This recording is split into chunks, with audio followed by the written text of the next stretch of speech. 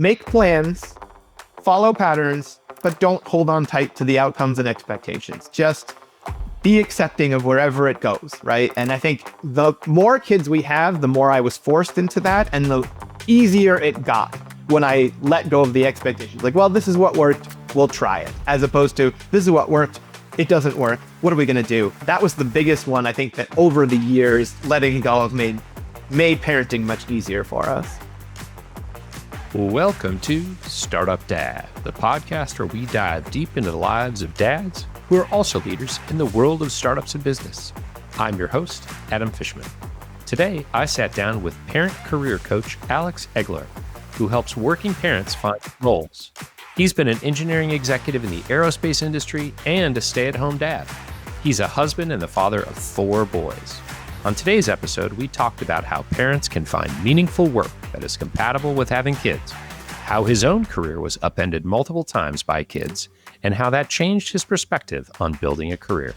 We also talked about mental health and tragedy across 4 generations of men in his family.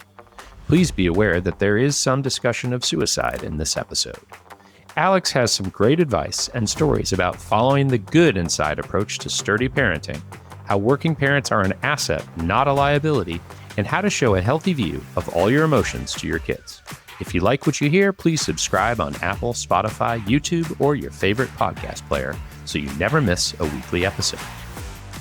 Welcome, Alex Egeler, to Startup Dad. Alex, it is a pleasure having you here with me today. Oh, it's great being here. Thanks for having me, Adam. Let's jump right in. You coach parents on how to find meaningful work that also helps them be a better parent. And I want to start there. You have said that your own career was upended multiple times by kids, and you have several of them.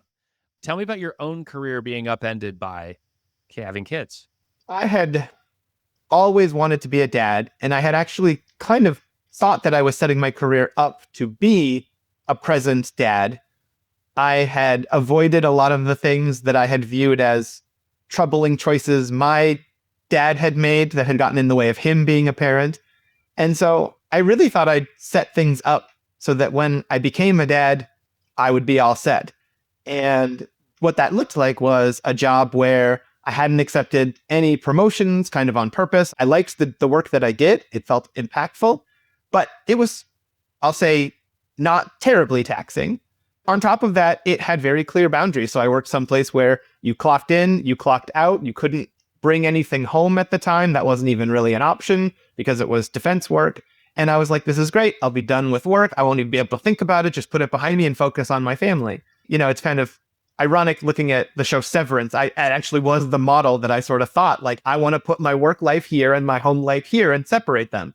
And of course, that's not at all how it works, both in the show and in real life. So the first sort of major change was I came back from paternity leave and nobody had done my job. They had just left it for 3 months. And in fact, they'd piled a few things on that they said, well, when Alex gets back, he can handle it. And I couldn't get the thought out of my head of, well, if it can sit for 3 months, could it sit forever? And now I was that time that I was spending at work in these meetings and on these things that clearly were not that critical was compared against the 3 months I had just spent watching my son go from little potato on the floor to sitting up to starting to talk to eating real food, real progression. And it worked nothing. And so that was kind of the first seed of doubt of maybe this isn't the right thing. And then, of course, we started to have, oh, well, daycare called, he's sick. And we have these questions and this idea of separating it out. So we all work wasn't going to work at all. So I basically just left. I sat there. It was about a month. In that time, I saw all of these things that I had thought were perfect and saw exactly how wrong they were. And I left and I went to a small startup. The manager there had kind of talked me into it during my paternity leave and said, well, I'll let you go back, but if you need something different, we're here. And he kind of said, we're small. You can do whatever you want in terms of working. We all have laptops. We all have kids. And that was one of the keys where everybody on my team, except for maybe 1 or 2 people, it was all men, but we all had kids under the age of 5. And so that was really kind of the first clue of, it isn't about the work and the job, it's about the culture and the people. And then from there, I realized that I had to let go of the assumptions I'd made. So the first assumption was I'm going to want this hard boundary, and that was wrong. And the second was, oh, I want to be at the big corporation because little companies, they'll never work. It's too high pressure. That was wrong. So I started kind of letting go. And then I let go of well, I shouldn't become a manager, because I realized that what I actually liked about the job was working with people, mentoring, and that used my natural skills in a way that writing the computer codes didn't. So I got promoted. I took a manager position and I got promoted to be an executive. The whole journey was every step of the way taking the things that I had said, well, this is what it takes to be a good working parent, and then doing the opposite. I mean, it sounds like becoming a dad totally changed your perspective on career and what works and what doesn't. Is that right? Definitely. Yeah. So the question I asked about my job before was, is this job worth the money? The time that I spend, is it worth the money that I'm getting? And it very quickly changed to, is this worth the time I'm spending on it, right? It had to have a baseline amount of money to support our life and be financially meaningful. But the question was really, if I'm going to spend 8-9 hours a day here, are these the people I want to be with? Is this time that I'm spending on this work meaningful to me? Is it something I'm happy that I'm doing? And is it impactful, right? That whole idea that I saw my work sit for 3 months, that really bothered me, because it was like, that's really important. This time, 3 months in my kid's life is going to be like an eternity. Yeah. And if my work isn't moving at a similar pace, if I'm not seeing the impact I'm making, then it's just going to be so hard to motivate every day. So I think those were the two ones, was really just understanding how I was going to spend my time and making sure that it was making an impact, not just in me, but also me on the company, that it was worth it to do. Yeah. And we'll come back to a little bit how you coach parents about this and their career decisions now. But I want to talk about something that is very recent for you, which is this week, I've been following you on LinkedIn, and you posted this series on LinkedIn sharing 4 generations of men in your family and their mental health. So your grandfather, your own father, yourself, and now your son. And there's a lot. I mean, these were some heavy topics for LinkedIn. I mean, heavy topics for anything, but LinkedIn. I mean, there's alcoholism, suicide, your own struggles with depression, your son's bipolar diagnosis. Can you talk a little bit about the impact of all of this stuff on the generations of parenting in your family and how you've seen that evolve over time? Looking back at my sort of pre-having kids and my understanding of parenting, the impact that I'd seen from specifically the men was, again, I'm going to do the opposite. What I had seen from my dad was struggles with mental health, not taking care of himself, and then going to building his own company and then it falling apart, and that coinciding with him also taking his own life. And so obviously I was 11 at the time, and my brain makes connections, right? And some of those connections were failure at work is worse than death, that your success at work is your whole identity. That's what you're here to do. And then what piled on top of that was my grandfather. So after my dad died, my grandfather and I became closer because I was actually his last living relative at that point. My dad was an only child and I was an only child. My grandfather had had a brother who'd passed away. And then by this time, his wife, my grandmother, had passed away. And I got all that focus. And it was a blessing because he was such a smart and caring man. And I saw a new side of him after that. But at the same time, I also got that same pressure that my dad had clearly received, which was, I was the first one to go to college. I worked my way up from the mailroom to be, board of trustees. I've put you in a great position to succeed. Now don't blow it. And I internalized that heavily. That was a huge piece of a lot of the decisions because, again, he was somebody that I looked up to. I had seen my dad go through this transformation of what happened when he blew it, but he took his own life. So that seemed like the thing to avoid at all costs. So I talk about in the post about myself, really, literally the first time I held my son in the hospital, he was handed to me right after he was born.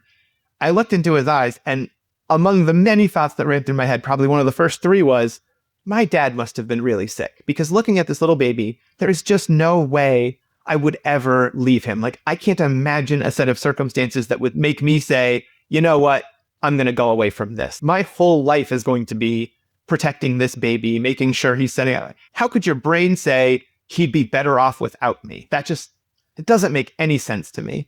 So it was a real moment in sort of my grief around losing my father, even though it was 25 years later, was that idea of just how precious that sort of father-son or father-child bond is, and how my dad must have been really, really sick and in so much pain to walk away from that. That took a little while for me to work through that sort of change, because I didn't think about my dad on a daily basis. I'd sort of finished grieving, or thought I had, and it kind of started the process all over again. So since becoming a dad, I have thought a lot about what were the legacies that these two men, who both I loved very much and I know loved me, how did it impact my identity around work? That's really what these posts were about, is kind of tracing it. Where does it start with my grandfather, what he didn't have, and how did he push that onto my dad? What did my dad not have, and then push that onto me? And then me kind of saying, no, we're not doing this game anymore. We're not going to push things. Even despite all of that, and being therapy myself, couples therapy with my wife, really focusing on this, my son's still struggling with depression and bipolar, and me, that put everything in my life in a new light too, because my whole teenage years were focused on working through the depression of losing my dad. And the truth is, I was probably depressed anyway. I was depressed and lost my father. It wasn't that the depression came from that. And certainly looking at my son, who thankfully has not had any nearly as traumatic, but is going through such a similar phase, it kind of makes you say, right, depression, there's lots of things that come into it, but it isn't triggered by a negative event necessarily. That's not the only way it happens. It's just we had this ready-made excuse for me. In tracing it through, I think those were the major pieces that I figured out of. It all comes from love, right? There's so many things that you do as a parent, or your parents did for you, that come from love, but still don't turn out the way that they expect or lead to unintended consequences. And that piece of my identity was a piece that we really had to work through and break, so that I could make sure I wasn't doing at least the same things that were done to me on down the line. Yeah. And I'm curious, do you talk to your oldest son about this stuff? Obviously, you've had some about bipolar, but like about mental health and generational mental health and approach to life? Yeah. So the thing to know about my 12-year-old is he's bipolar. He's been depressed. He has anxiety. But when he is regulated, his emotional intelligence and empathy and understanding of it is like at least 20 years ahead of his age. One of the things that was caught us so off guard was that he could sit and have a calm discussion about how he was feeling in very complex sort of description of it. And then the next day would just be so dysregulated that you couldn't even get him to say a word, just completely broken down. We were kind of like, well, what's going on? And then the bipolar was a good explanation for it. That is literally what was going on. But he started talking about being depressed, started talking about, I don't know why I want to live. The first time he probably said that, I think he was 3. You don't put a lot of stock in it, right? Because he doesn't understand so much of it. And it wasn't daily from then. It was, it would come in waves. And so we wouldn't hear things like that for a while, and then we would. And when we kind of got into the worst of this, we had already had the discussion. My wife and I discussed it with his therapist and said, we have this family background. How do we talk to him about it, right? When is the right time? Because we don't want to put thoughts in his head, right? We don't want to give him ideas about this, certainly if he's already sort of curious about it, but we also don't want to hide it from him. And so she had a very thoughtful sort of approach. And well, I'd focus on this, right? I'd say, talk about the impact it had on your life to him, right? Not talk about your dad. I mean, don't focus on him in the act. Focus on the impact it had on your life, and let him see and understand just how devastating it was. Not that it was, oh, this is what my dad did, and then here's the outcome, but really focus on, I am who I am because of this, and here are all of the things that sort of we struggled with. Then we let him ask questions, right? We let him be curious about it, and sometimes he would say, great, and walk away, and then other times he would come back 2 days later and say, hey, I have a question about your dad, and I tried my best to answer them, and again, always thinking of that, how do I do this safely for him? But so we probably started talking about it, I would say when he was 7 or 8, and sort of the really bad depression came when he was another year after that.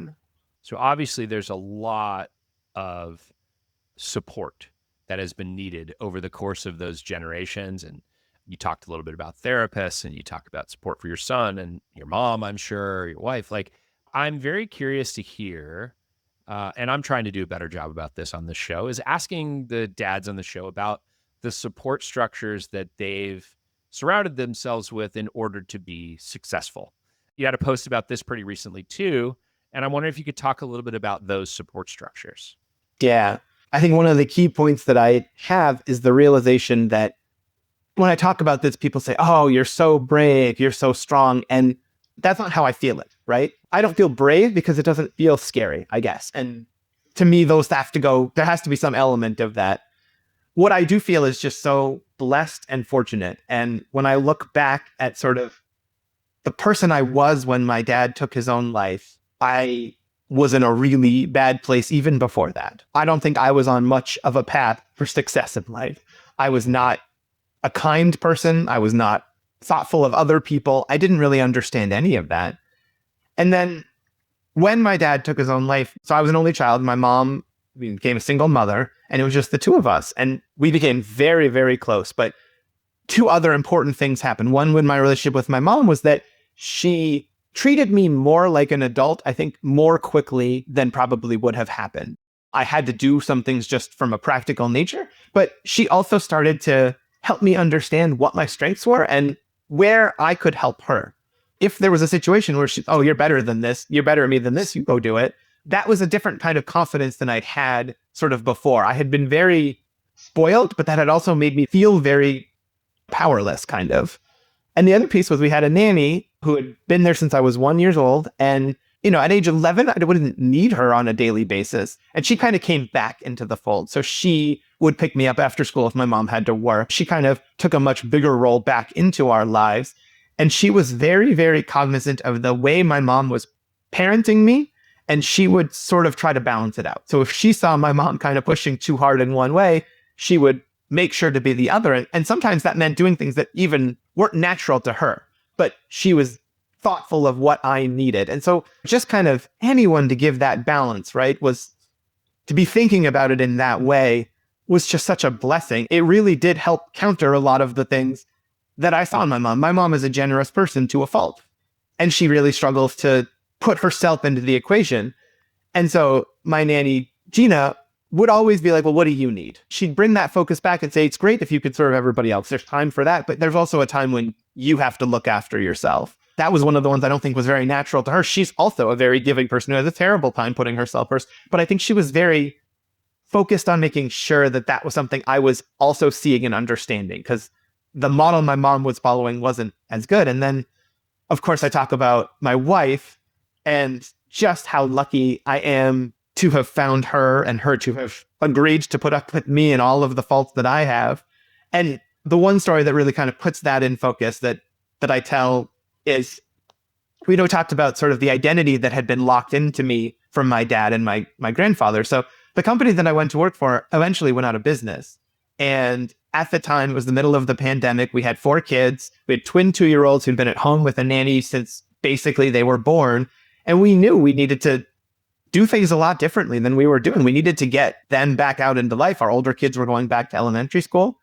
So we decided, okay, well, I'm just going to take a break. I'm going to be the dad whose job it is to get everybody launched. And it'll take 3-6 months, whatever. And then I'll go look for another job. And I had become an executive at the aerospace company. And I had all of these people in the aerospace industry saying, Alex, you just tell us where you want to go. You can go to a job. And I said, no, I need to go home and be with my family. People always say, oh, what did people think? And honestly, I mean, where we live and the circles we travel, I never heard anybody say a word to me that was like, oh, I can't believe you're doing that or you're staying home. All of the trouble came from inside me. I felt like I was failing. I felt like this was it. Now I was blowing it too, the way that my grandfather had explicitly told me not to. So I tried to work my way through this. And then one day, my wife just kind of said, I know you're feeling a lot of pressure and a lot of sort of struggle around this. Whatever you think about what happens after people pass away, there's 2 ways you can tell the story. You could either believe that your dad and your granddad are somewhere looking down on you and saying, he's blowing it. That is the sort of the impression you're giving yourself every day. You're feeling like you're letting them down. Or you could tell the story that wherever they are, they're high-fiving and saying, Alex is the first one who figured this out in time to do something about it, and they are thrilled that you are able to do that. In an instant, I was like, oh yeah, no, that's much better. Let's go with that. And then that struggle went away. And that was really the moment where I realized that that identity piece and how you think through it is so important. But like, how many people would have known to tell that story, to say exactly those words, to understand me and how to do that? So she took away months of struggle in a 4-minute conversation. And she does it for my son too. And, he has both of us, and we both come at it from very different angles, but that's sort of what we see as the success for him, is each of us bringing ourselves to it in the way that we handle these and tagging in on different spots. So if he's in crisis, she is the one to go, because I'm too triggered. I mean, I'm thinking, oh my goodness, I'm going to lose him. This is like my dad all over again. And I'm much better now than I used to be, but all the therapy in the world is not going to get me through that situation. So she tags in and she's fantastic. She's calm. She's, exactly what he needs in that. And he realizes, he said, when I'm in crisis, I know mom is the one that I need. I know mom is the one who's going to help. He said, when I'm just feeling down, I need you, because she doesn't get it. That's sort of the pair off, the trade-offs that we do, and why, again, it is her support coupled with, for me and for him, that is really going to make the difference, not just my ability to kind of work through the generational trauma. Yeah, what a great team, you and your wife. It's amazing. And her name's Emily too. I want to give her some credit in this. She also works outside of the home in Stanford, and the two of you have 4 kids, which you have mentioned. 2 of those kids are twins. Was having a large family always part of the two of your plan, like together? Nope. We had got 2 kids, and I'm a planner much more than she is. It's not that she isn't, but I'm an anxious person. I like to make plans. And so we had talked about it a fair amount. We had 2 boys, and my wife had really always wanted a girl. Before we were married, my wife had picked out the name for her daughter and told me that, if we have a daughter, her name's going to be Lucy, after my grandmother. I love the name Lucy. That's great. I've met your grandmother. She's a wonderful person. Anyway, we had 2 boys. We said, okay, this is going okay. We're doing fine. We'll try for number 3. Maybe this will be a girl. It was buy one, get one free at the Stork factory that day. So, and I remember, so my wife is a twin, which is, of course, one of the factors in whether you have them. We were sitting at the very first ultrasound, and my wife had been sort of extra sick with this one. She'd been feeling this pregnancy a little bit more. And the doctor goes, oh, this one's going to be a little different. And she was like, what do you mean? And the doctor said, well, there's 2 babies in there. And she just looked over at me and she goes, we shouldn't have joked about it so much, because of course we always joked like, oh, maybe we'll have twins just like you have. And she's like, oh, we shouldn't have joked about it so much. So we found out. And then of course it was 2 more boys. So people always ask, oh, are you guys going to go for another girl? Like, no. Do you know what the Fibonacci sequence is? It's 1, 1, 2, 3. We're not rolling the dice on any of that. Yeah. Oh man, that would be something. And it would be 3 boys, of course. There's 2 things there on the bonus set of twins that you got. One is, I think statistically, if you have a couple of kids of one gender, it's actually slightly more likely that you'll have another one of that gender. And then the fact that your wife is a twin and you hadn't yet had twins, like, the universe is conspiring against you on this one. We went back and looked after we found out at what are the, statistical chances. They call them risk factors, right? It's not exactly a fair name to it, but what are the factors that go into that? And we had every single one of them. So it's a lot of random stuff.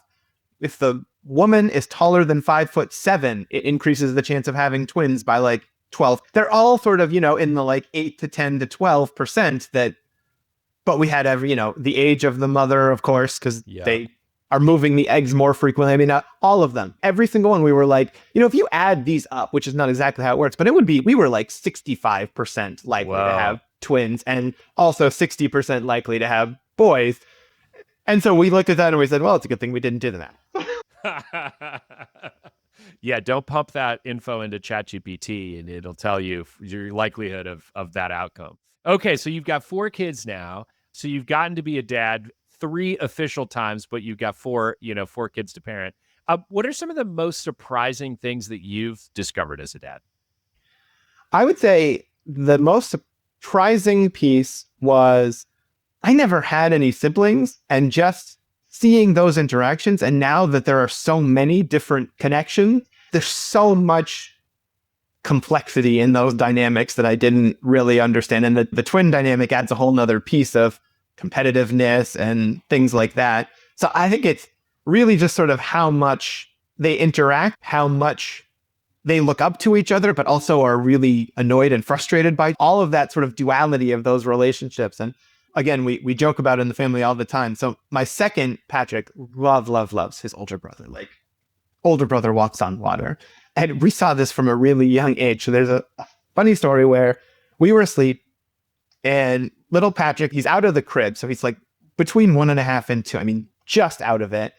And he toddles into the room at like 3 a.m. and wakes me up. His superpower is he can wake you up without ever talking to you. So my wife and I would wake up and he would just be standing there like this in the middle of the night. Oh, okay. So I'm sure he used that. I woke up and he just looked and said, "Shasha mess." And then he just took my hand. We walked out into the hallway and we found his older brother who, didn't share a room. He must have heard him or something, was sitting on the floor and he was crying and he'd thrown up. He'd clearly been trying to get to the bathroom, but didn't make it. He was just sitting there. We didn't hear it, but Patrick did. So he came and got us. And I was like, "Oh, Patrick, thank you so much." I started helping Sean. My wife started dealing with the mess. And Patrick goes, "Patrick mess." And we're like, "No, Patrick mess." And so he walked over to the toilet and he leaned over and he tried his very best to throw up into it. Just turned red in the face, like, "Oh, this is what we're doing right now." We're kind of like, we've got our own fun. We're like, "Patrick, no." That was the moment where I was like, wow, he really will do anything his older brother does. Like, he is that dedicated to the cause. So. The old sympathy puke, I guess. Right. Yes. He wasn't able to do it, but we were kind of like, "Good effort, bud," Yeah. Well, at least he knew where it was ideally supposed to go. So that's a start. That is an amazing story. So you probably have tons of stories like this, but if you could rewind the clock to the time before you had your very first kid and you bumped into younger Alex, what advice would you give the younger version of yourself about raising a family? The one thing that I would say took me a long time to actually understand and believe: kids are not machines. And if you put the same inputs in one day, you will not get the same output the next day. So I'm an engineer by trade. My wife has a PhD in chemical systems biology. So her work is around the human body. Mine is around things that are very, very predictable. And so she wasn't surprised by this fact that when you do something one day and it works out great, when you do it the next day, it works out terribly. I was very frustrated by this. So I definitely look for patterns, sure, but don't bet on them and don't believe that you understand what things contributed to what, right? Just because bedtime went great one night because you did this, sure, do it again the next day, but don't hold on tight to that outcome working out the same way, because I definitely held on to those outcomes way too tightly. Make plans, follow patterns, but don't hold on tight to the outcomes and expectations. Just be accepting of wherever it goes, right? And I think the more kids we have, the more I was forced into that, and the easier it got when I let go of the expectations. Like, well, this is what worked, we'll try it, as opposed to this is what worked, it doesn't work, what are we going to do? That was the biggest one, I think, that over the years, letting go of made parenting much easier for us. The other one is it is all about seasons, and milestones are going to come and go, and sometimes things go and then they go backwards. I think the first time we had a major sleep regression with Sean, I like lost my mind. Like, he was sleeping 6 hours a day and now he's up every 2 hours, right? And he's like, "Oh, he's getting a tooth." Yeah, I mean that so many factors come in, but you sort of think, we've checked that box. Now we've accomplished this and moved on. And then, no, you're right back where you started 4 months later. So just recognizing that sometimes it works and you're in a good season, and sometimes you're in a hard season. You don't know. The good ones come back. The hard ones linger, but they end, and just roll with it, right? Don't try to force the good seasons into bad ones, and don't try to force the bad ones into good ones. If things are good, just let it be. And if they're not, just hold on tight. I love that. Don't get too comfortable when it's going well, and don't get too anxious when it's not. So, right, because it's going to come back around either way. Yeah, that's one of my takeaways from what you just said. And my other one is that kids are probabilistic and not deterministic systems. So much like we talk about with AI these days, same input, very different outputs. It's like vibe coding children versus actual coding.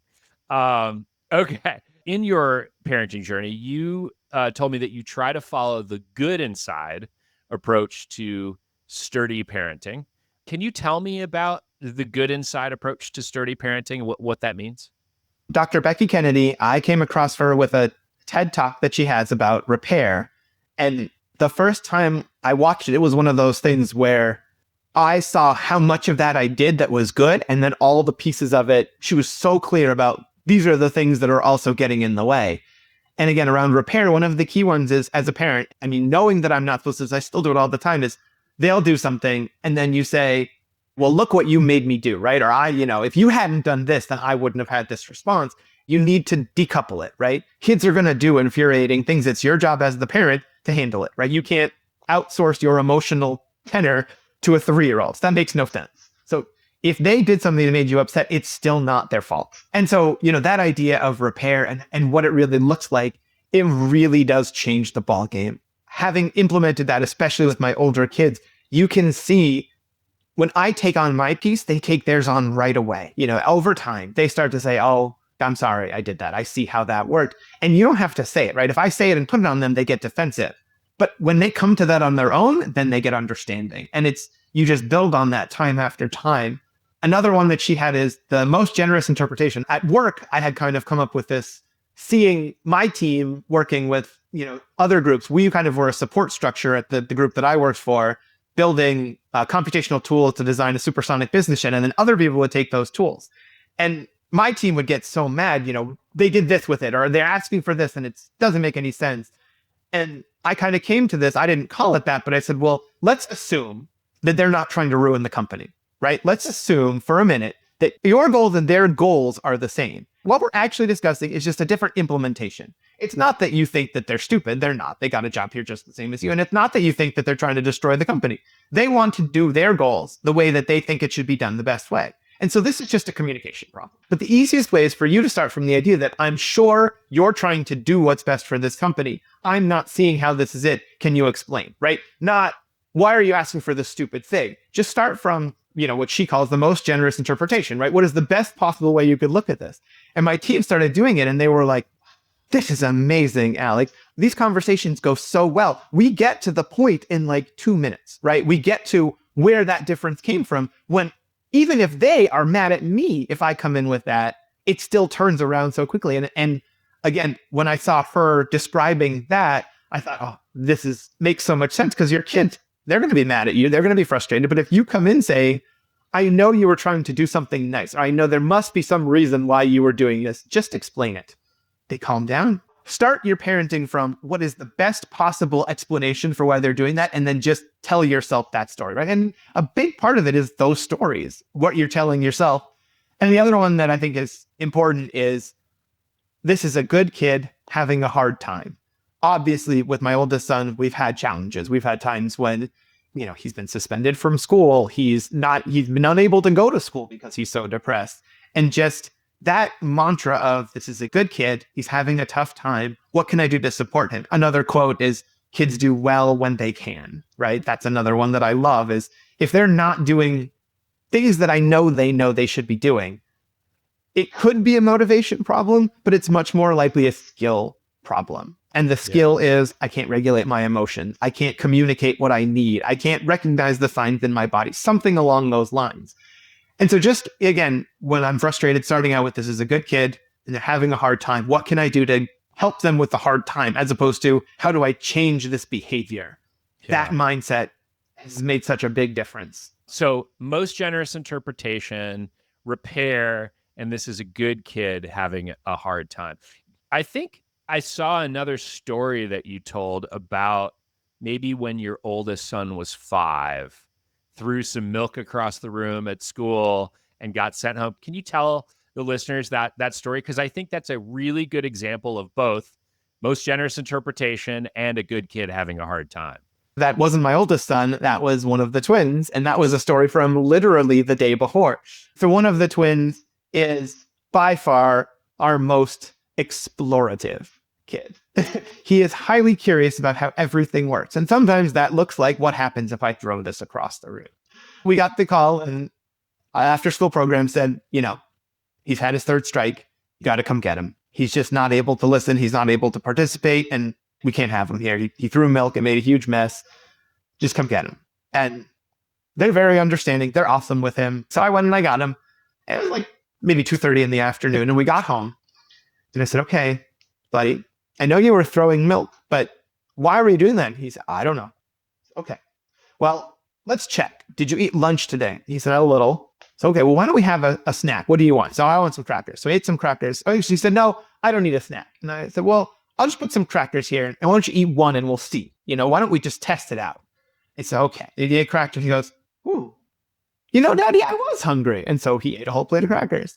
And I said, why don't you have some milk and then we'll go potty and see how that goes. He goes, okay. So he drank a little and then he went to the bathroom and he said, I feel a little better, Dad. It's okay. Let's go upstairs and we'll just sit down and have a little quiet time. He goes, I don't want to have quiet time. It's like, I know. But maybe just things were overwhelming and you've just been, we'll just go listen to a little music. It's okay. I'll sit with you. You can get in your pajamas, get in bed. It's a special treat. He's like, okay, yeah, I'll do that. So we get in, he's sitting there. And then he kind of puts his head down on the pillow. And I reach out and he goes, Daddy, why are you turning out the light? And I was like, no reason, bud. He's like, well, I'm not sleepy. And I said, okay, if you don't want to sleep, you don't have to. Again, just going to calm our bodies a little bit. He was asleep within 10 seconds. And, he woke up from the nap and he came downstairs and he said, Daddy, I was tired. And I was like, I know, bud. He's like, I was hungry and I was tired and I wasn't able to listen. I said, I know. I said, that's okay. So you just got to listen for those signals in your body. And so I told about, in the story, I mentioned my oldest son, when he was at daycare, we had a little laminated card for him and it had a picture of food, a picture of water, a bathroom, and a little guy sleeping. And we laminated it. We gave it to him. And we said, whenever you're having trouble, go pick up the card and just try any of them, right? Just pick one and say, I'm going to see if this makes it feel better. We'll just get curious about it. And, the teacher would be like, Sean, are you okay? He's like, no. And he would go over to his little cubby and he'd pick out his card. Just start from the basics, right?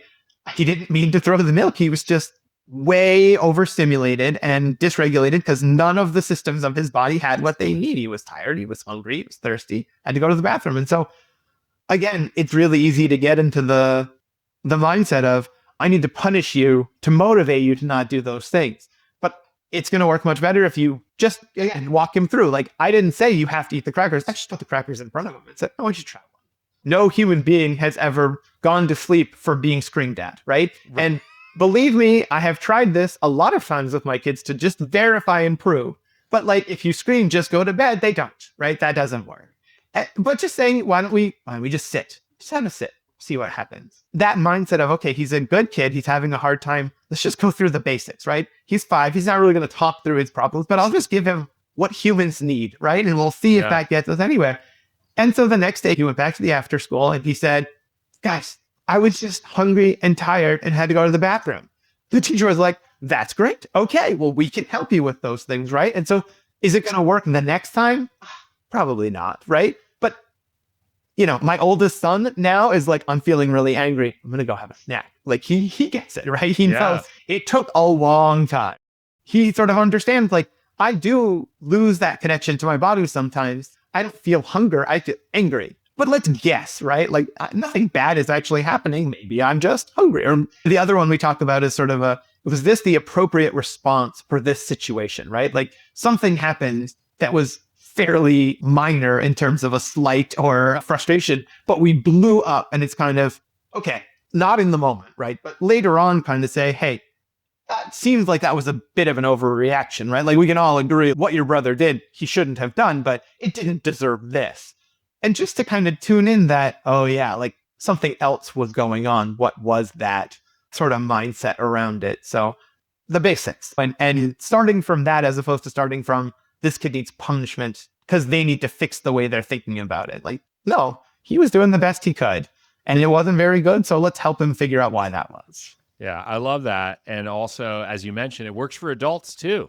Our kids can teach us a lot. I don't think it's a coincidence that a lot of the companies that started offering free snacks had happier employees, right? Like it's pretty low bar for that. Yeah.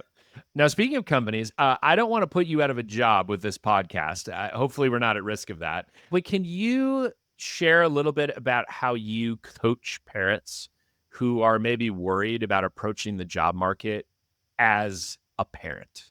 I think there's a few main beliefs that kind of go with that. And the focus of my approach is really on self-assessment, self-understanding, and introspection of, well, what is important to you about a job?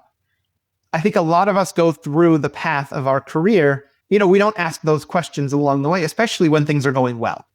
And so a lot of the people I work with are ones who have been very successful, and now having a kid sort of threatens what that success might look like and having to change that sort of metric of success.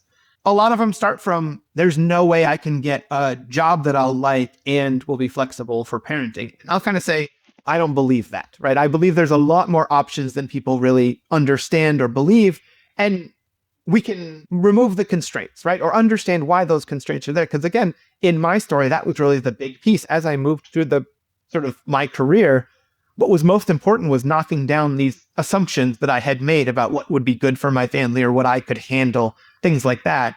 And so it really is around helping them think through those constraints and understand what does make me happy, why, where does that come from, what rules have I made about my career that maybe are getting in the way.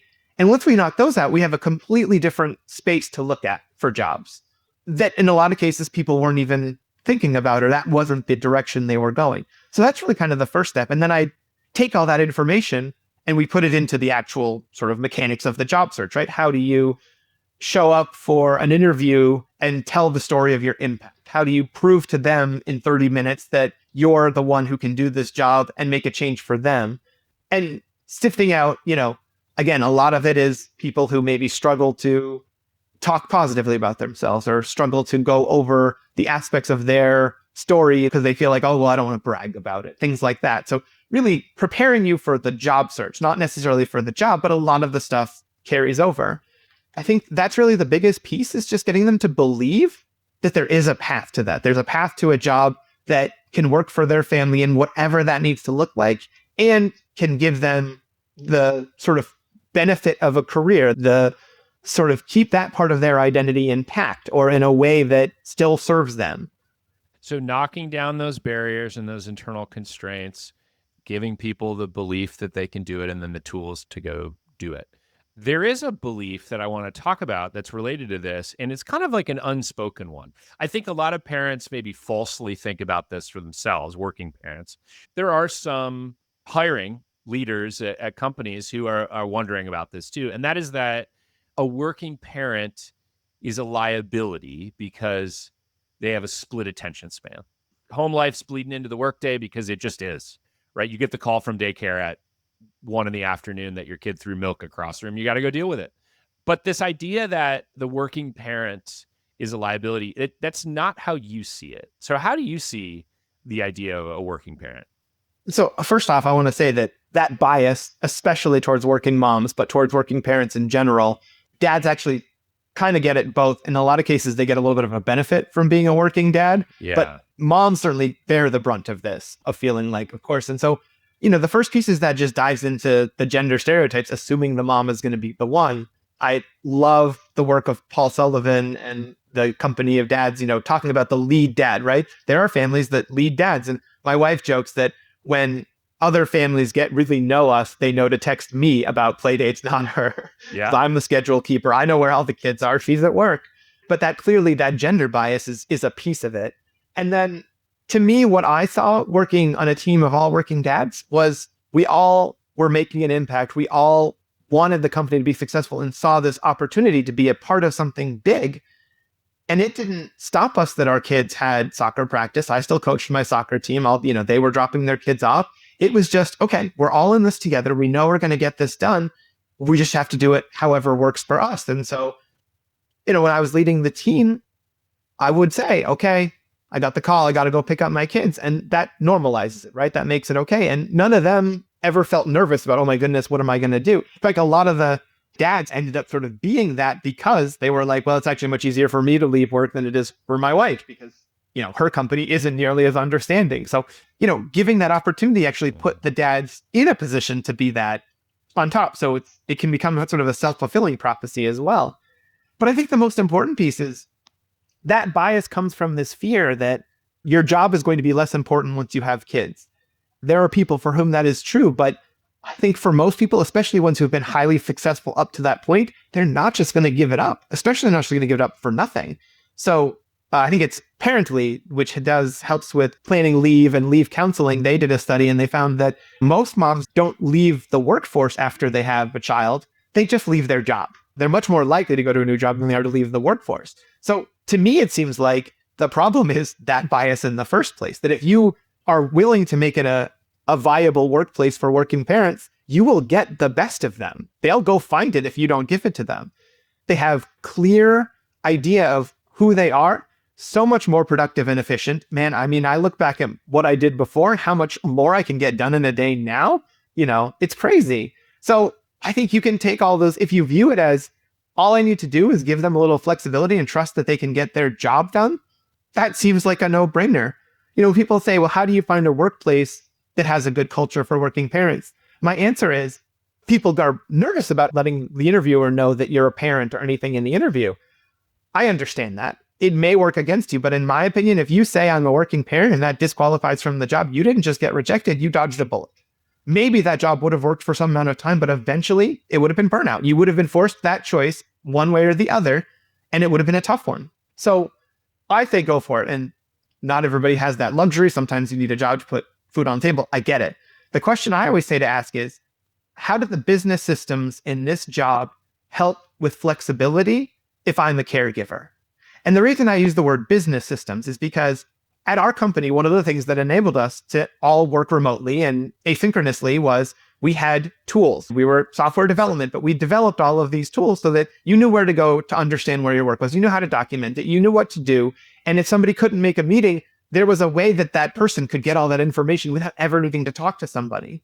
Those are things that make a business run well. They don't have anything to do with being a parent. They don't have anything to do with flexibility. Those are the outcomes that come from it if you're running your business well, right? We don't measure hours worked. We give timelines and deadlines and clear definition of what the task is, and we expect you to go get it done.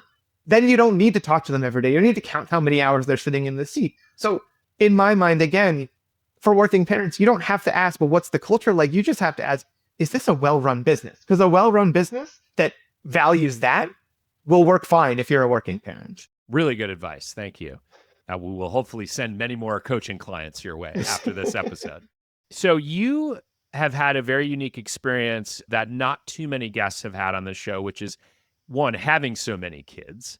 But I'm curious to hear about your experience in going from one kid to two kids and then doubling that. What of those was hardest? What did you learn in that?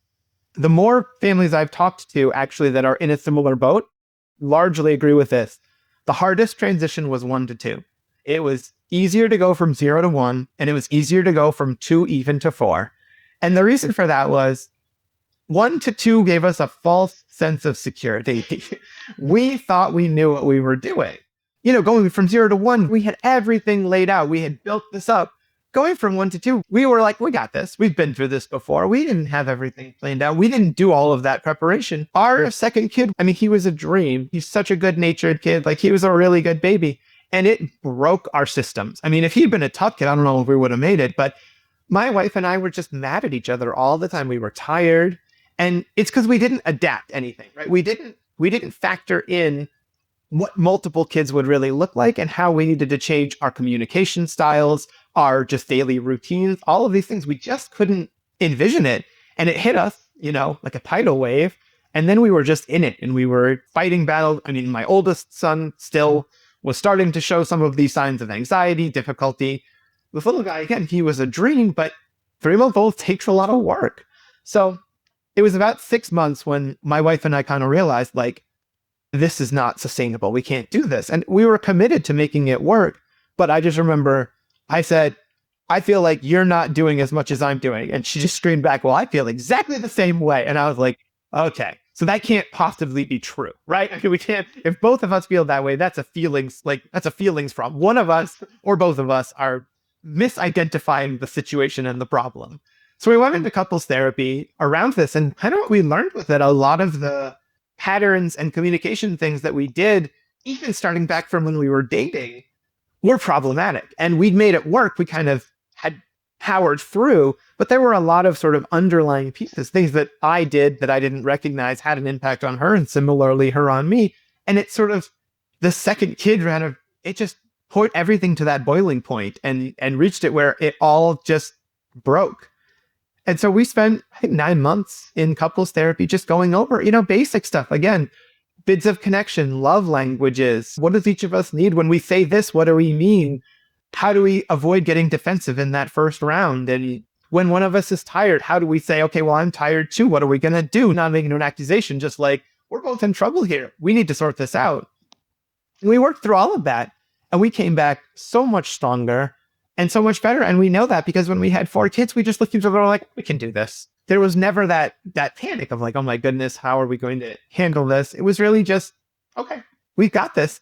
And we kind of did. And, we didn't get anywhere near to that breaking point that we did from 1 to 2. I've met other families that have 3, 4 kids, and they're kind of like, 1 to 2 was the hardest. It really was the point where you have to think about it all differently. And that transition is where it goes. And from then on, you're kind of set. You know what it looks like. Yeah. And also, just to pull this back to a kind of your story there, it's just good people having a hard time. All right. Well, I want to talk about a couple more things before we get to our lightning round. One is, what is a mistake that you think you've made as a dad? I think the biggest one that I made was my wife and I, it's not just me, we really wanted to focus on the social emotional sort of experience for my kids. And again, with my background and knowing how emotions had shaped certainly my dad's journey, his ability to handle them, the amount of therapy I've been in and dealing with it, and seeing that it has really turned out to be kind of one of the strengths that I have in business and life and relationships. We wanted to make that a very healthy part of sort of raising kids. And the mistake I made was I thought, okay, so that means I can't show any negative emotions. If I'm angry, I can't show it. If I'm sad, I can't show it, right? I don't want them to feel those. I need to withhold those from my kids. And I can do that. I mean, I'm very capable of sort of choosing how to express emotions, mostly because for a long time I expressed them in ways I didn't want to. And so I had to learn how to do that. And so that idea that it was important to hide negative emotions, I did that for quite a number of years. Emotions are signals that your body sends, and they're just things that you need to read. And negative ones are just as important as positive ones.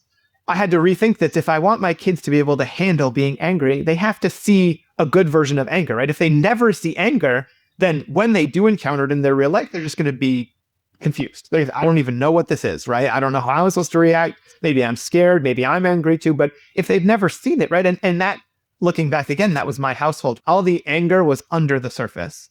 And it just made this very uncomfortable sort of existence, but I didn't really understand what was going on, right? So it was really that idea that you show all emotions and show them in a positive way, right? I mean, show them in for what they are. So if I'm angry, that doesn't mean I shout. I mean, I try not to. I do. Sometimes they only listen when you shout.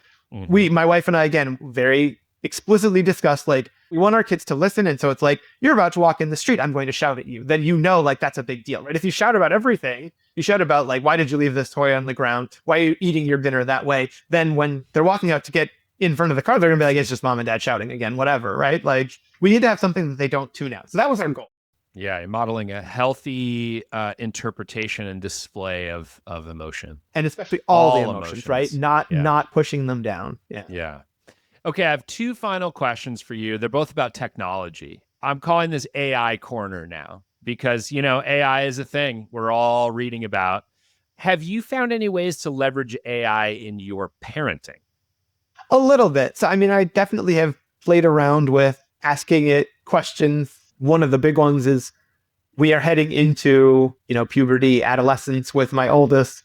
And just to say kind of, what are ways that parents talk about this? What things should I expect? I'd say some of those general questions. I know I have to have this conversation with my child. Give me a script. And I was like, well, I haven't done that, but we have some tough conversations coming up. So that was a good one.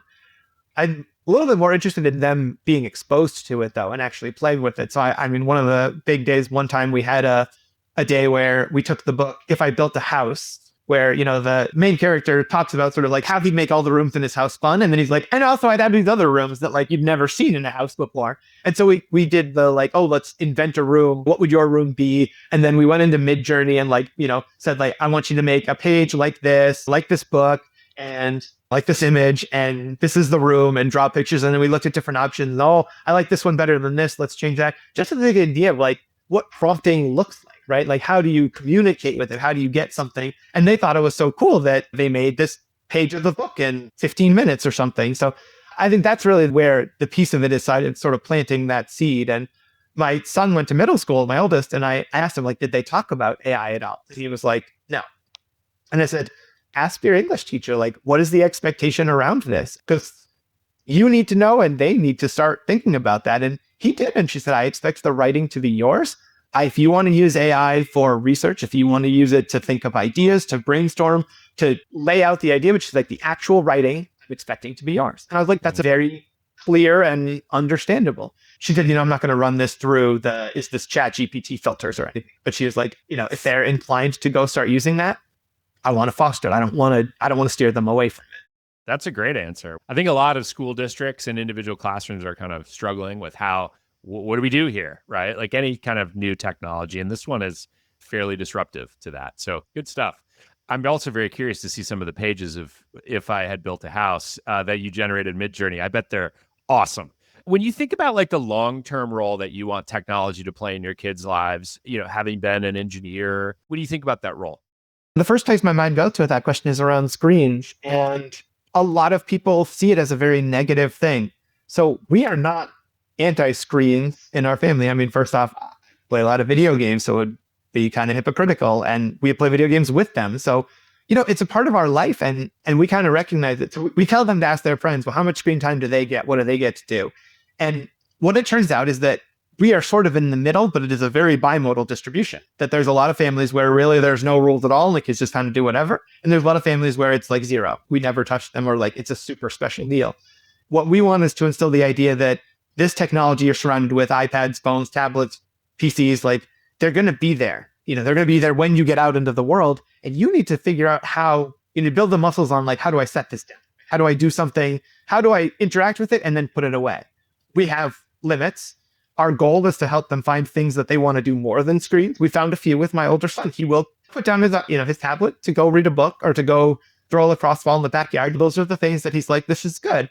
And it's going to be hard, especially some of them are showing some signs of other neurodiversities, and that is going to be an even bigger challenge for them, but it's still one they're going to have to face. And we don't want to walk away from it.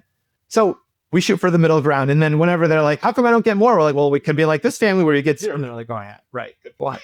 We've done no screen weekends. And actually we just recently did a no screen week, just not with the intention of sort of taking it away from them, but just to show them this is what your life looks like without it. And what was interesting, we did it for the no screen weekend to help them put bounds on it. So we kind of said like, well, how was it? Both my two older kids who were able to sort of articulate it were like, it was really hard in the morning when we first woke up, and it was really hard in the afternoon. But like in the middle of the day when everybody was up and we were doing activities, like I didn't care at all.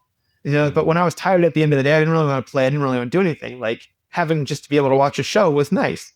And they had experiences that were like, yeah, that's fair, right? And so we don't really have fights around that because we showed them what it was like. And then we rolled it all the way back. And then we said, okay, well, help us figure out what works and what makes sense. And they were kind of on board with that. And to be honest, like, again, screens get a very negative reputation. My oldest learned addition, subtraction, multiplication, and division when he was 6 years old, playing a very simple math iPad game called Math Climber. It is an AI driven. I mean, it gives you certain classes of problems and figures out what you know, and it gives you other problems to lead you towards ones you do. My kids basically learned how to sound out words from playing that. You touch the letter and it makes the sound. It's not the only tool. You can't just hand your kid that and have it work. I mean, literally, my son, my oldest, came to us and he was like, what's this sign? And I was like, that's division. And he's like, what's that mean? And I was like, it's the opposite of multiplication. He was like, got it. And then he learned division that day. Like he understood it. We have a category that we call educational screens. Like, oh, you can go to screens, but it has to be educational. And we have a lot of different apps and things that they can go do that are engaging, but will also give them some learning associated with it. And again, we saw during the pandemic just how valuable that could be.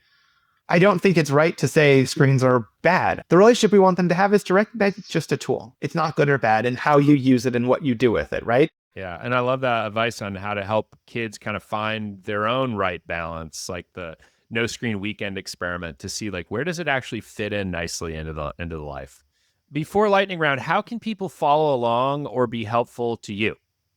Most of my attention and advice comes from LinkedIn. That's where I spend most of my days. So finding me there, sending me a message or following along with my posts, whatever suits you. And my posts are not just about finding a career. I do a lot of posts around, kind of this multi-generational piece of mental health because that's so important to me. Just general parenting stuff. Sometimes it's little tricks. So that's the LinkedIn. That's where to find me. Amazing. Okay. It's time for lightning round. What is the most indispensable parenting product you've ever purchased? A bidet. Why is that? My least favorite sentence as a parent was always, Dad, it's a messy one. People talk about outsourcing to robots and they will look, there's a robot that will do this for you. Bring it in the house. So, do you have a most useless parenting product that you've ever purchased? There's nothing that I've ever been like actually angry that we purchased. Like this promised so much more than it actually did. True or false? There's only one correct way to load the dishwasher. I hope that that's not true because the way we do it is a complete disaster. And then I would really be missing out. But people come to our house and they're like, this is how you do it? Like, I don't know. For some reason, we run the dishwasher a lot less often. Whatever it is, I'm sure we're not doing it. I love that. Love that humility. What is your signature dad superpower? I have almost no sense of smell. That's one of those ones where you don't even know that you have that. Like if you're blind or deaf, like it comes in pretty quickly. Like I had no idea until my wife and I spent a lot of time together. She's like, oh my goodness, do you smell that? And I was like, no. And after that, she was like, I don't think you smell things. I also don't have much of a sense of taste, but superpower, because we run into all these situations where something will happen. My wife goes, this one's you. Because she has, she had super smell and then she got pregnant. Then it got even worse. So she's like, I can't even go in this room. And I'm like, it's really not that bad. I'll just go in. So absolutely 10 out of 10. One parent with no sense of smell. Fantastic. Yeah, especially with 4 boys. That's going to be, that's powerful. Okay, if your kids had to describe you in one word, what would it be? I hope caring. That would be the one I would shoot for.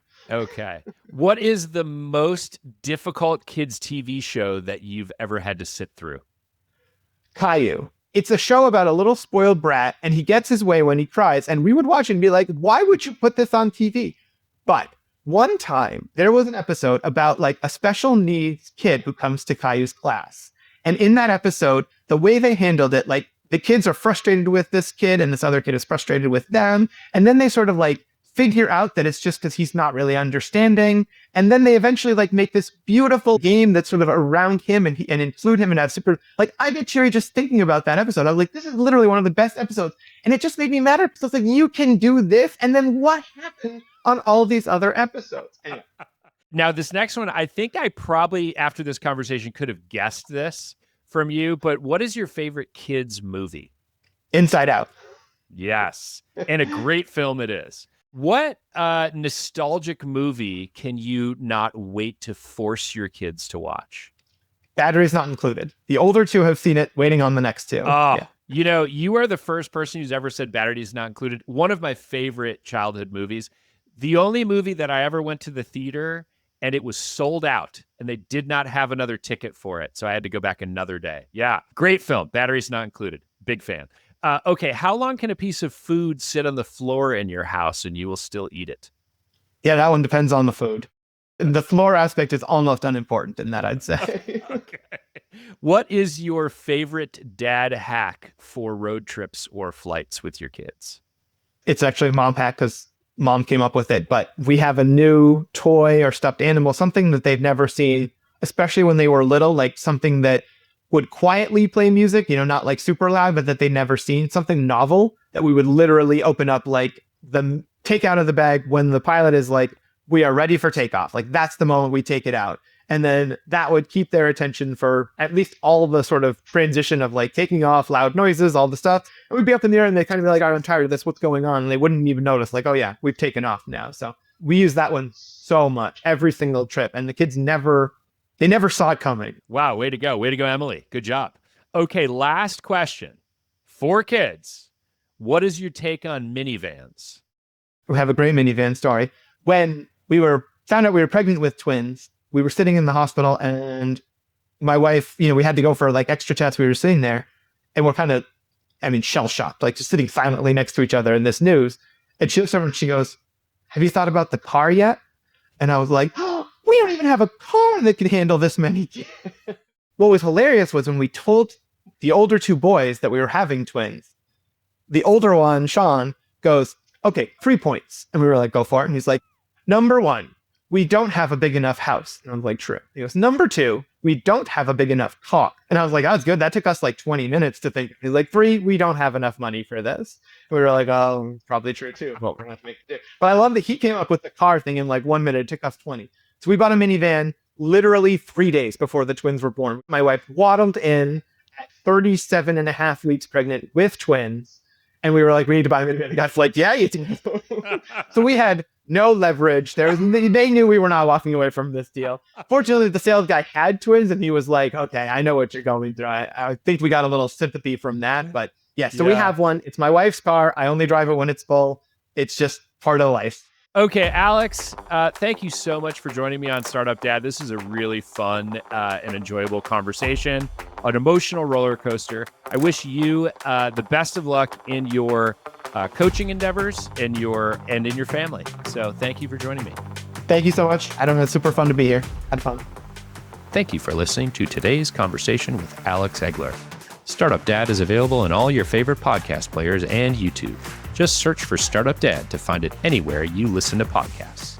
Thanks for listening, and see you next week.